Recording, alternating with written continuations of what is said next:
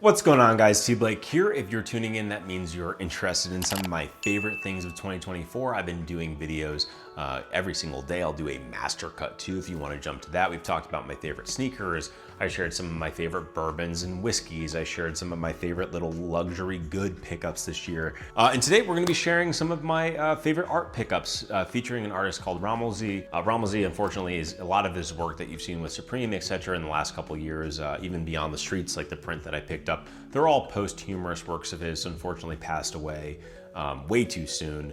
But some of his work really lives on and is at the, I'd say his work's like kind of at the forefront. He was on the precipice of really guiding and informing like graffiti art style that we might see today. So kind of like a precursor to Cause, certainly a precursor to Timothy Curtis, another artist that I collect. His work is really hard to find. Didn't do too many prints, a lot of originals. They're all in like obscure collections or galleries. I've been watching auctions for some of his work, $20,000, $30,000, $40,000 for originals.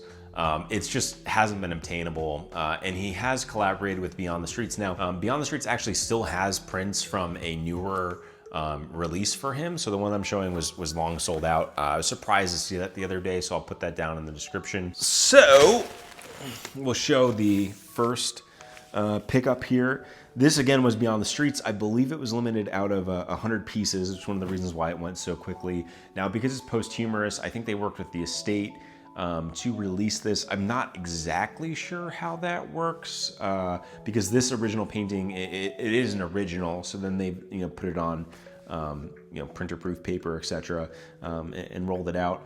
I love his use of colors. It just has this really unique way of blending kind of like Mad Max meets like Japanese kaiju monsters type stuff.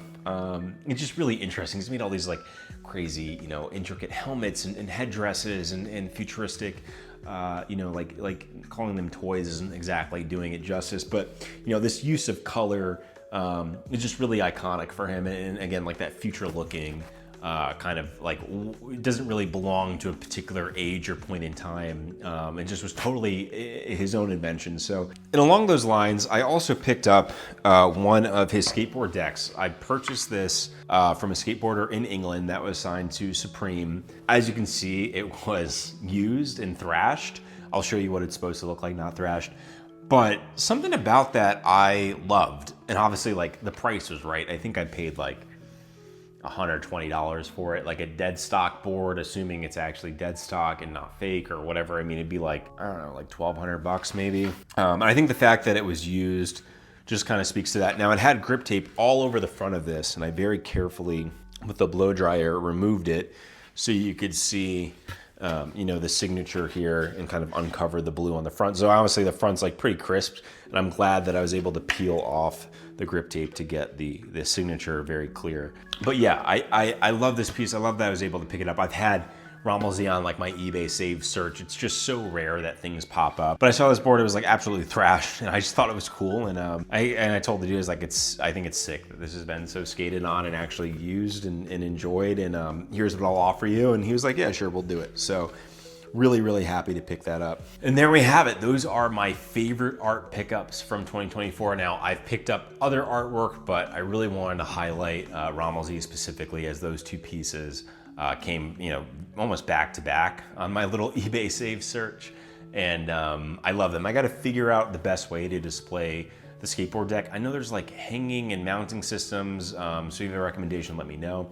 But also let me know if there's any artists that you guys picked up. Cause, like this past year, it's just been very like heavily commercial. We saw General Mills happen again. We saw Squid Games happen. We saw Audemars, work with him. It's just kind of like losing some of its flavor from what excited about me from when I first started collecting. So finding different things has been important for me. I'm always on the lookout for new artwork too. So let me know if there's anything that piques your interest. T. Blake signing out. Peace, guys.